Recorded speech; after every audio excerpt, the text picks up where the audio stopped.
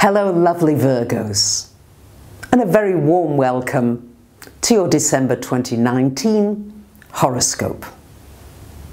This is not only a big month because we've got eclipses and Jupiter, planet of good fortune, abundance, wisdom, growth, expansion, changes sign, which only happens once a year. And this happens on the 3rd of the month. So we've got Jupiter coming to join the party in this 5th house. And for you Virgos, the 5th house is a big area of focus for you, not only this month, but also for 2020, which is a very powerful year, globally and personally. And if you haven't yet checked out my annual forecast for Virgo, please do that, because I go into more detail about these outer planets and the power and the transformation that you're working with. But for this month, Jupiter is activating this area, and so it's important to know what the 5th house is about. And if you haven't yet seen it, you don't know so much about the houses, you might want to check out my video, Houses in Astrology. It's on YouTube, and it's quite short. And so the 5th house has to do with your creativity, it has to do with self-employment, has to do with children, with enjoyment, with pleasure, with romance. So these are some of the areas that are really going to be focus for you during this coming year. And really, Jupiter magnifies everything. So it's going to magnify possibly the things that you're not happy with, where maybe you're moaning and complaining and groaning what other people are not doing and they should be doing. And yes, you are known for being fairly critical, Virgo, but often you're most critical of yourself. And this is going to give you an opportunity here to look at, where am I being a little harsh on myself? Could I be a little gentler? Could I be a little kinder? And in doing that, will it help my relationships? My guess is that it would. You are going to be able to improve your relationships. Many of you are dreaming here with Neptune in this relationship area for you, still for a few more years. Some of you have had disappointments, disillusions, but Neptune always brings a sense of hope. And here it's about you doing the work on yourself to really create the optimism and the possibility and the expansion, so that you can create that kind of ideal person that you've got in your mind. On the 10th of the month, we've got Mercury coming to join the Sun in the 4th house.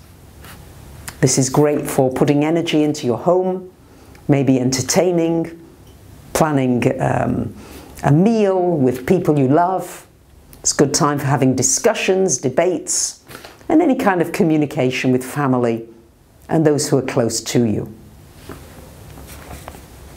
On the 11th, 12th, we've got a full moon lunar eclipse happening up here in your 10th house. This is shining a light on you really coming out a little more. Sometimes Virgo can be a more introspective sign, not necessarily right out there, although some of you are. But this is really shining a light and saying, what's important for you now? How can you bring more meaning into your life? Especially if you've been feeling a little depressed or a little under the weather or up and down emotionally. Because these are big times we're dealing with. This is just not a time where things are business as usual. It's anything but business as usual. And this eclipse may well trigger the things that you're not so happy with in order for you to proactively make some changes.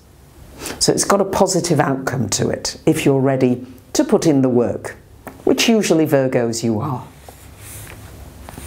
On the 21st of the month, we've got Venus coming into the 6th, shining a light on your work area. Could be some good news about a work situation. It's also a good time to maybe start a new exercise program.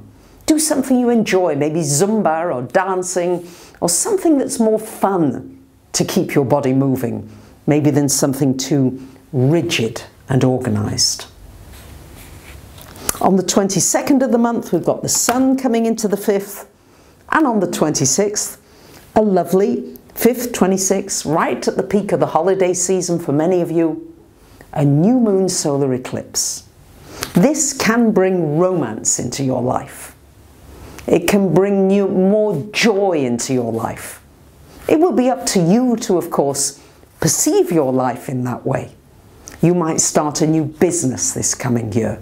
It's going to be a great time for anything entrepreneurial, a great time for releasing your creative instincts and abilities, for seeing yourself as good enough and not always as the cup half empty. This is really filling you up with the goodness of life. It's a great combination and an opportunity for deep transformational change. You might want to have a personal reading about what this year holds in store for you, since it's such a big one and the start of a new decade. And I want to thank so many of you for commenting, sharing, subscribing, and for your encouragement and support during this year. And I wish you the best of everything for 2020. Bye for now.